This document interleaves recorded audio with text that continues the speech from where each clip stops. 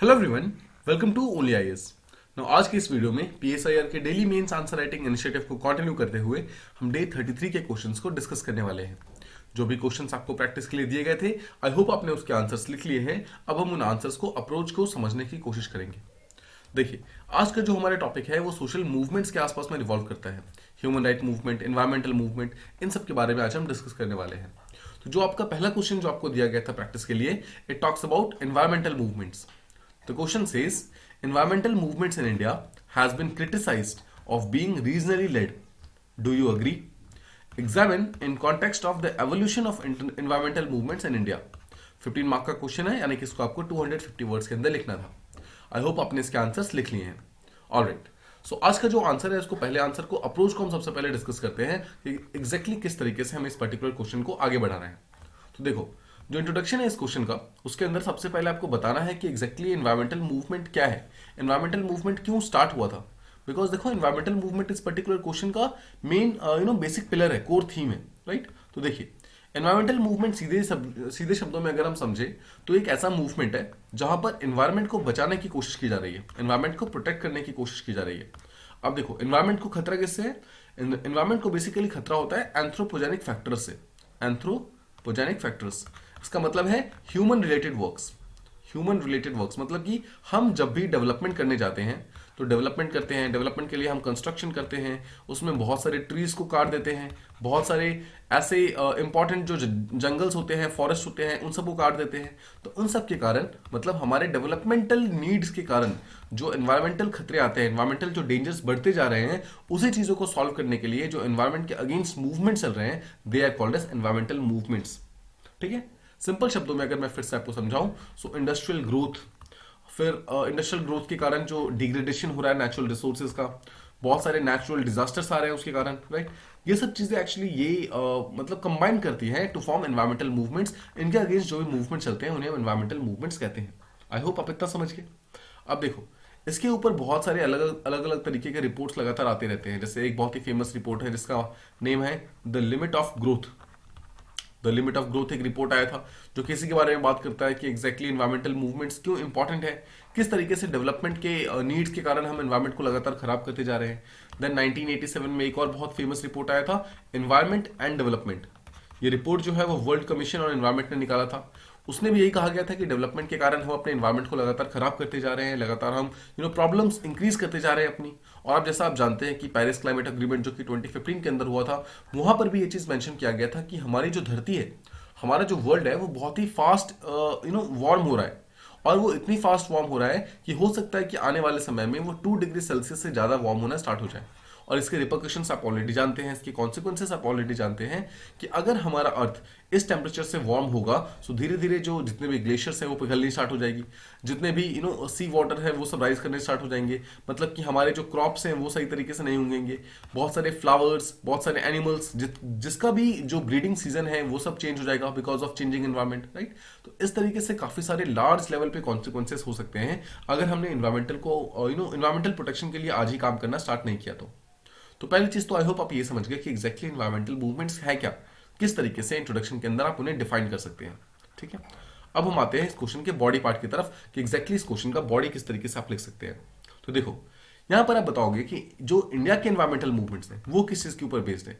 After all, India के environmental movements का main reason क्या है, मेन एरिया ऑफ कंसर्न क्या है। तो देखो, बहुत सारे जगह आप देखते हो जहां पर डैम्स बनते हैं, फिर उसके कारण जो ट्राइबल्स का डिस्प्लेसमेंट होता है, फिर डिस्प्लेसमेंट को ठीक करने के लिए जो रीसेटलमेंट होता है, बहुत सारे फॉरेस्ट रिसोर्सेज को काटा जाता है, नेचुरल रिसोर्सेज को गलत तरीके से इस्तेमाल किया जाता है।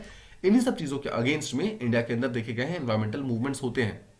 तो अक्सर ऐसा देखा गया है कि जितनी भी चीजें हैं उन सब में जो बेसिकली ह्यूमंस हैं, यानी कि जो एंथ्रोपोजेनिक फैक्टर्स हैं, वो लोग नेचुरल रिसोर्सेज के साथ काफी ज्यादा मेडल करते हैं। मतलब काफी सारे नेचुरल रिसोर्सेज को नुकसान पहुंचता है और उसके कारण जो हमारे ह्यूमंस हैं उनको प्रॉब्लम्स होती है, और प्रॉब्लम्स होने के कारण आगे जाकर जो एनवायरमेंट है उसको भी प्रॉब्लम होनी स्टार्ट हो जाती है।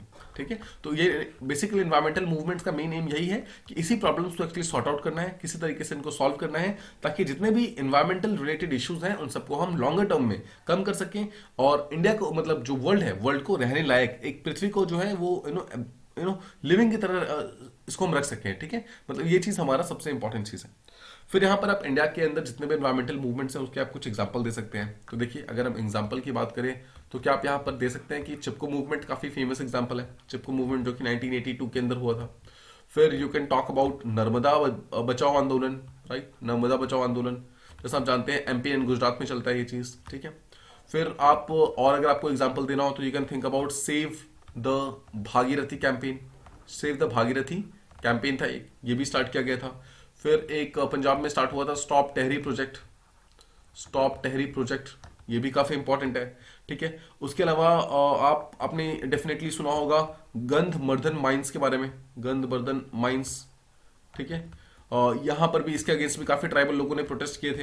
Then you can talk about कि काशीपुर नाम का एक प्लेस है, काशीपुर नाम का प्लेस है, एक नियमगिरी नाम का प्लेस है, यहाँ पर बॉक्साइट माइनिंग होती थी, बॉक्साइट माइनिंग। इसके अगेंस्ट भी काफी सारे एनवायरमेंटल प्रोटेस्ट हुए थे।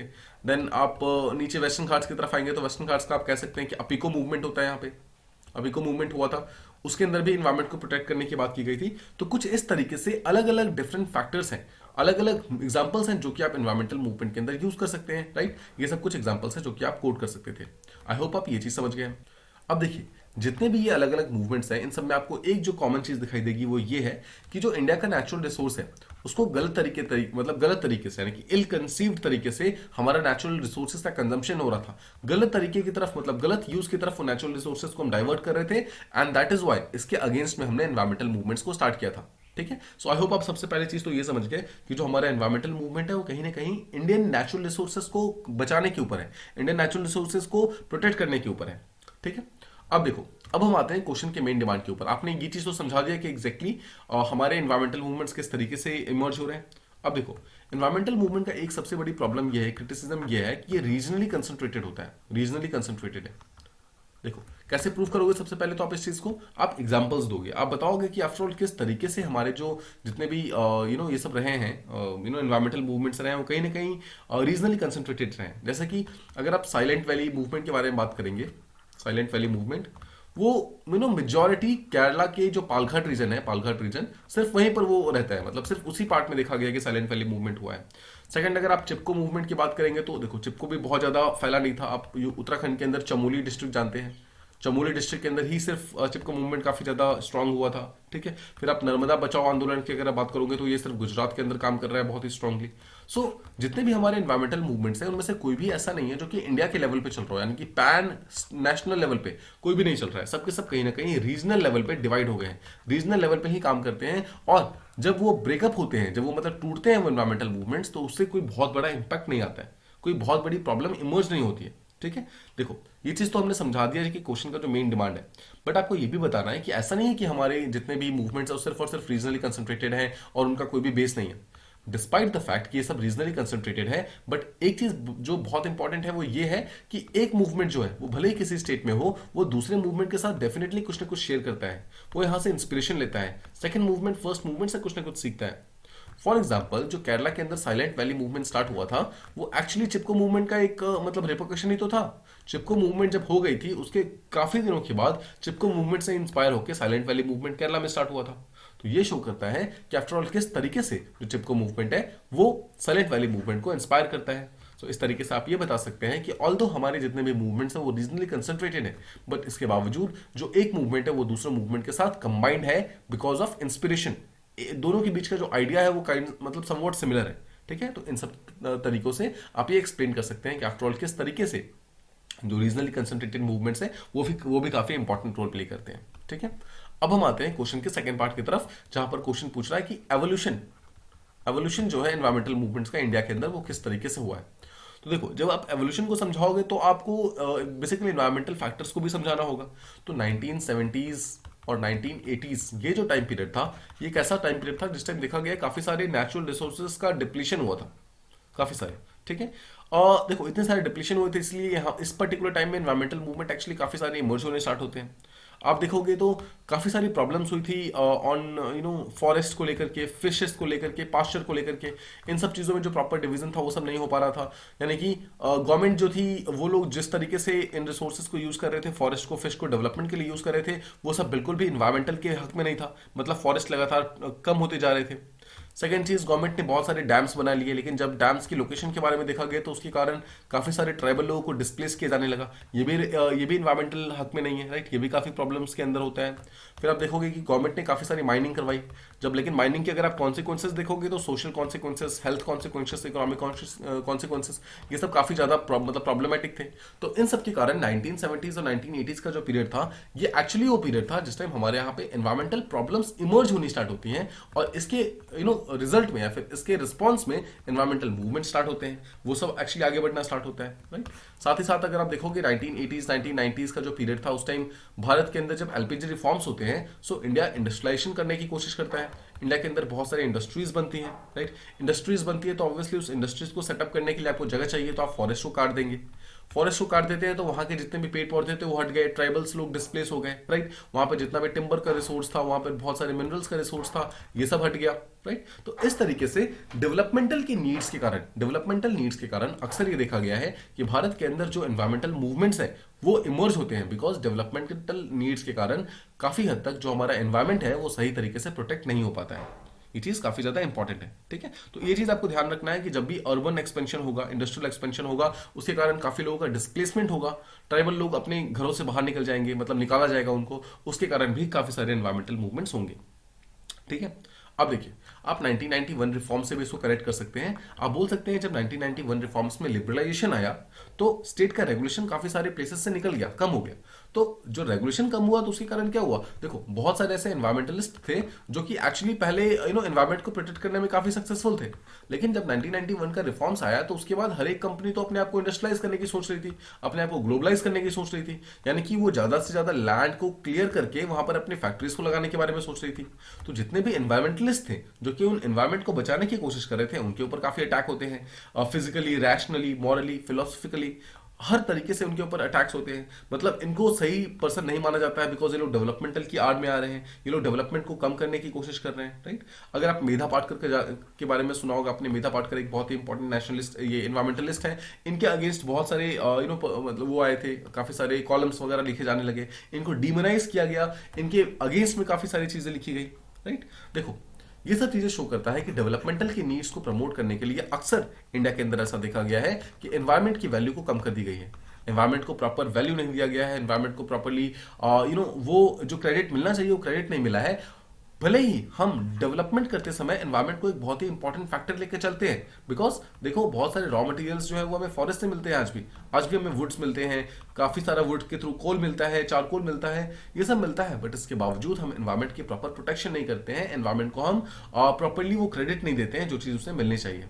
तो इस तरीके से आप अपने आंसर को बता सकते हैं, इस तरीके से आप अपने एनवायरमेंटल का एवोल्यूशन, एनवायरमेंटल मूवमेंट का एवोल्यूशन समझा सकते हैं, ठीक है। अब देखो, आप इस आंसर का जब कंक्लूजन की बात करेंगे, जब इस आंसर को एंड करने की बात करेंगे, तो वंस अगेन आप ये बोल सकते हैं कि जो भारत का right now weather and climate है वो बहुत ही बुरे कंडीशन से निकल रहा है।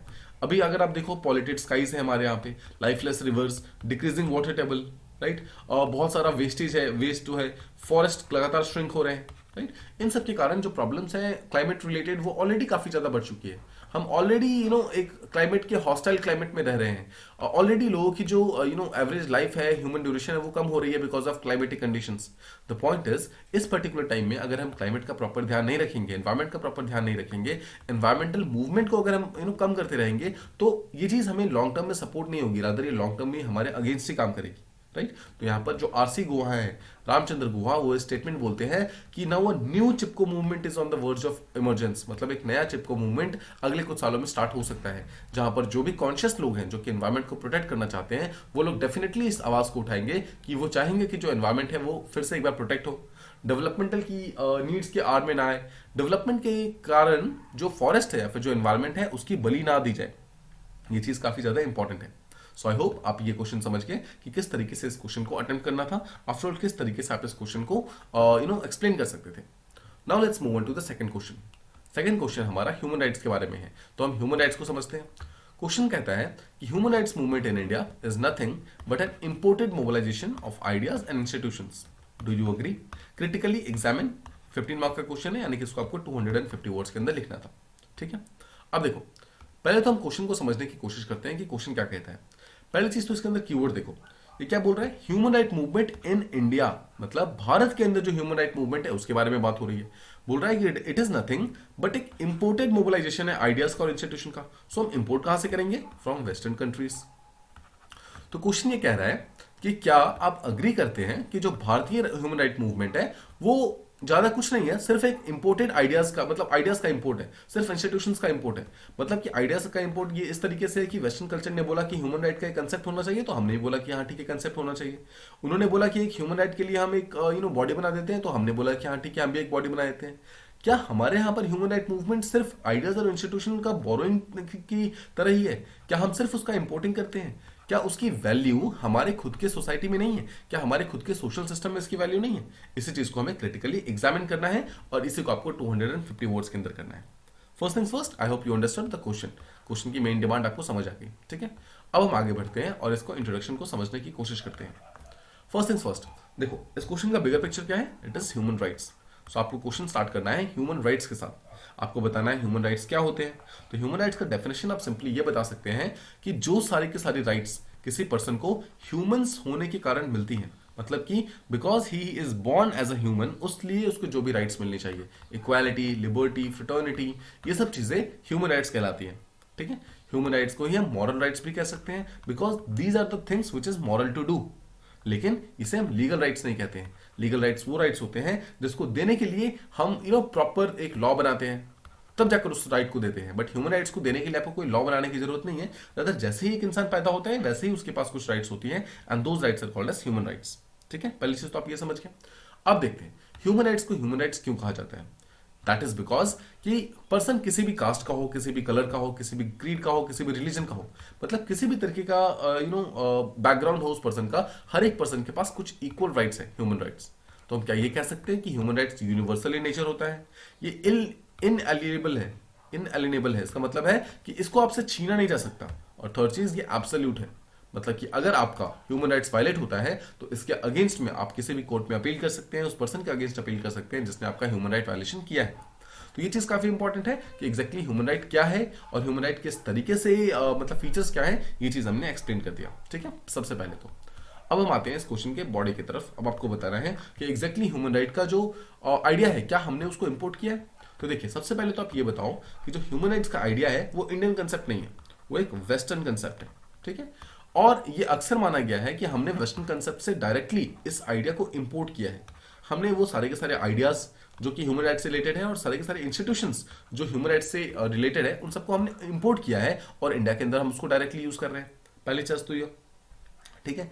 तो इसी चीज को अभी हमें प्रूव भी करना है और इसे डिस्प्रूव भी करना है कि क्या सच में हम सिर्फ और सिर्फ इंपोर्ट कर रहे हैं, इसी चीज को हमें समझना है, ठीक है। देखो अगर हम वेस्टर्न कल्चर के इन्फ्लुएंस की बात करें तो क्या हम ये कह सकते हैं कि जो universal declaration of human rights हुआ था, universal declaration of human rights, ये एक्चुअली एक टाइप का बहुत ही बड़ा इन्फ्लुएंस करता है हमारे खुद के ह्यूमन राइट के एवोल्यूशन के ऊपर। मतलब इंडिया के अंदर जो ह्यूमन राइट्स की वैल्यू दी जाने लगी, it was after United nation ने अपना खुद का डिक्लेरेशन निकाला ह्यूमन राइट्स के ऊपर। सो देखो ये जो इन्फ्लुएंस है हमारा वो डायरेक्टली वेस्टर्न कल्चर से आता है, ये हमारे पास कोई ओरिजिनल कंसेप्ट तो था नहीं।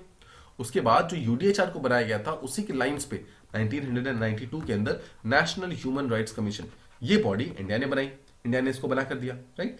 ये जब बनाया गया तो ये माना जाता था कि ये इंडिया इस बॉडी को इसलिए बना रहा है ताकि वेस्टर्न कंट्री की गुड बुक्स में रह सके, अपने आप को एक एक ह्यूमन राइट का एक फ्रेंड की तरह देख सके। बट रियलिटी में जो ह्यूमन राइट है वो सिर्फ और सिर्फ इंडिया के अंदर एक बोरोड इंस्टीट्यूशन नहीं है, एक बोरोड आइडिया की तरह नहीं है। ऐसा नहीं है कि सिर्फ हम वहां से इन्फ्लुएंस होकर आए और सेम चीजों को हमने यहां पर एक्सेप्ट कर लिया, ऐसा बिल्कुल भी नहीं है। देखो अगर आप हमारे पास्ट में जाओगे तो इंडिया का फ्रीडम स्ट्रगल क्या था? इंडिया का freedom struggle along with the political struggle एक ह्यूमन राइट मूवमेंट भी तो था। ध्यान से सोचो, हम अपने ह्यूमंस के राइट के लिए भी तो डिमांड कर रहे थे। हम यहाँ के लोगों को किस तरीके से अपलिफ्ट कर सकते हैं, ह्यूमन जो लोग इंडिया में रहते हैं उनको किस तरीके से हम राइट्स प्रोवाइड कर सकते हैं, इन सब के ऊपर भी तो हमारा इंडियन फ्रीडम स्ट्रगल था। ये भी चीज काफी इंपॉर्टेंट है। तो ये शो करता है कि हमारा जो ह्यूमन राइट मूवमेंट है, it is not just a result of universal declaration of human rights, rather ये हमारे यहाँ पर नेचुरली भी प्रेजेंट था, ये आइडिया हमारे यहाँ पर नेचुरली भी प्रेजेंट था, राइट। अगर आप ध्यान से देखो, जो हमारा नेशनलिज्म का जो कंसेप्ट है उसके अंदर सिविल राइट्स भी आती है, उसके अंदर काइंड ऑफ आप कह सकते हो डेमोक्रेटिक राइट्स भी आती है। बिकॉज जब आप एक नेशनलिस्ट की तरह आगे बढ़ते हो, जो आप एक देशभक्त की तरह आगे बढ़ते हो, तो आप आसपास के लोगों को सिविल राइट्स भी प्रोवाइड करते हो। मतलब आप खुद भी अच्छे से रहते हो, आसपास के लोगों को अच्छे से रहने देते हो, आप सबको प्रॉपर डेमोक्रेटिक राइट्स प्रोवाइड करते हो, राइट। ये सब चीजें क्या शो करती है? ये सब चीजें यही तो शो करती है कि हमारे यहाँ पर ह्यूमन राइट्स का कंसेप्ट काफी पहले से भी था। और देखो इस चीज को आप प्रूव भी कर सकते हैं।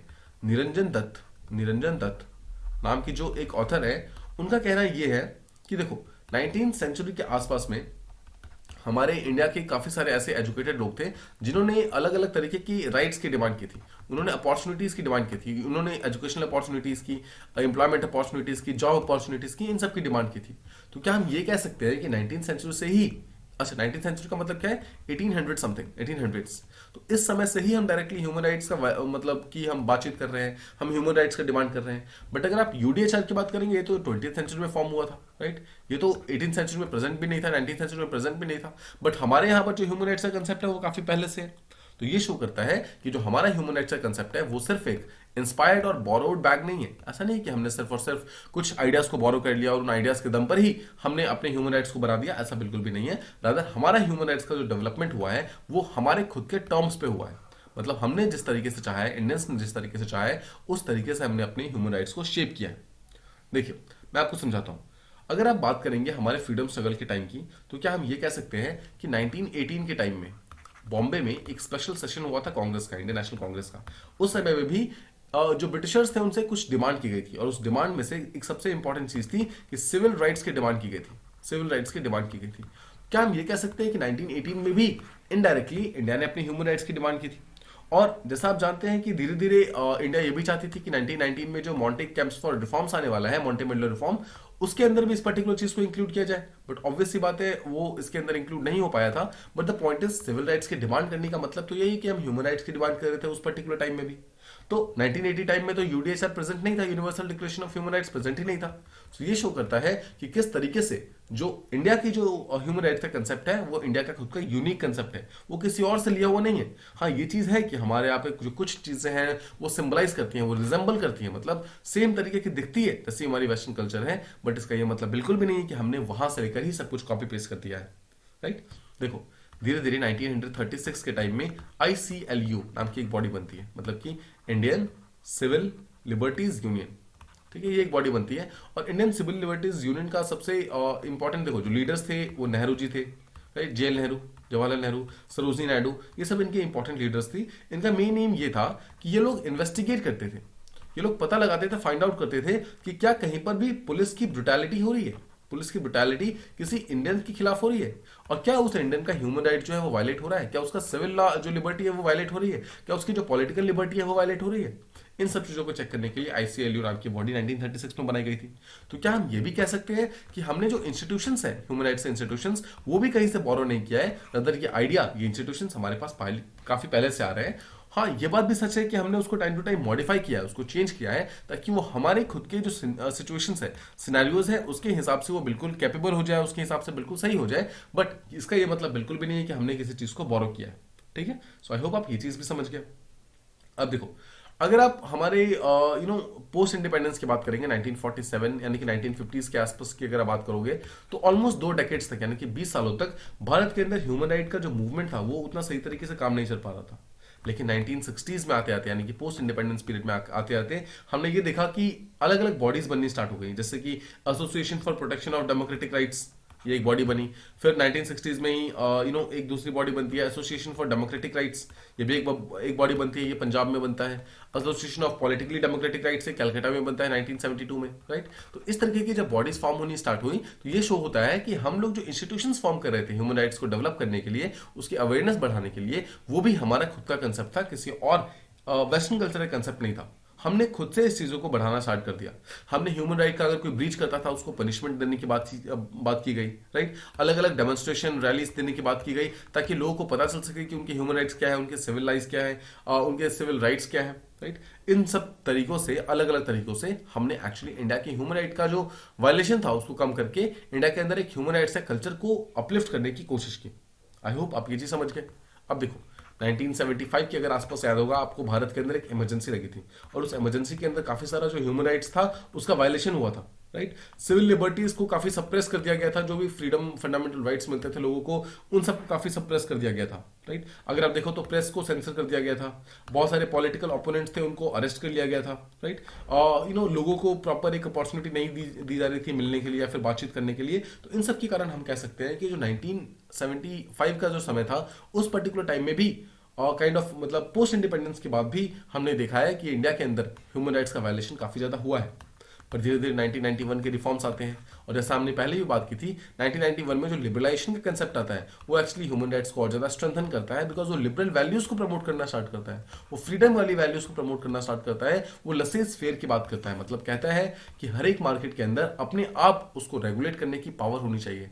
तो क्या ये लिबर्टी की बात नहीं हो रही है? और लिबर्टी भी ह्यूमन राइट का एक पार्ट है, राइट? तो इस तरीके से आप इस आंसर को फ्रेम कर सकते थे, इस तरीके से आप इस आंसर को लिख सकते थे। फाइनली इस आंसर को एंड करते हुए कंक्लूजन में देखो हम क्या बता सकते हैं। हम ये बोल सकते हैं कि ये बात सच है कि इंडिया ने कुछ अपने कंसेप्ट ह्यूमन राइट्स के वेस्टर्न कल्चर से लिए हैं, बट इसका ये मतलब बिल्कुल भी नहीं है कि हमने इन सब सारे के सारे आइडियाज को, इंस्टीट्यूशंस को, सबको इंपोर्ट किया है। जैसा कि मैंने आपको पहले ही समझाया पूरे के पूरे लेक्चर में कि इंडिया का जो ह्यूमन राइट मूवमेंट है वो काफी हद तक डिसाइडेड होता है वहां के ट्राइबल मूवमेंट के द्वारा, पीजेंट मूवमेंट के द्वारा, स्टूडेंट मूवमेंट के द्वारा, जनरल मूवमेंट के द्वारा। ये सब के सब साथ में मिलकर इंडिया के अंदर ह्यूमन राइट मूवमेंट को एक साथ लेके चलते हैं। भारत के अंदर कुछ अलग से ह्यूमन राइट मूवमेंट नहीं होता है, रदर जो सिविल लिबर्टी का मूवमेंट होता है, पॉलिटिकल राइट्स के लिए मूवमेंट होता है, उन्हीं सब मूवमेंट्स को हम ह्यूमन राइट का मूवमेंट मान लेते हैं। तो इस तरीके से एक पॉजिटिव नोट पे आप यहाँ पर एंड कर सकते हैं कि जो ह्यूमन राइट्स हैं वो one of the most intrinsic and most valuable rights है किसी भी ह्यूमन के लिए, and it is very important for India and the entire world to uplift that right. उस राइट को अपलिफ्ट करना, उसको प्रोटेक्ट करना, ये चीज काफी ज्यादा इंपॉर्टेंट है, राइट? तो इस तरीके से आप अपना आंसर एंड कर सकते हैं। That's all from this particular video. Thank you so much for listening. See you in the next one.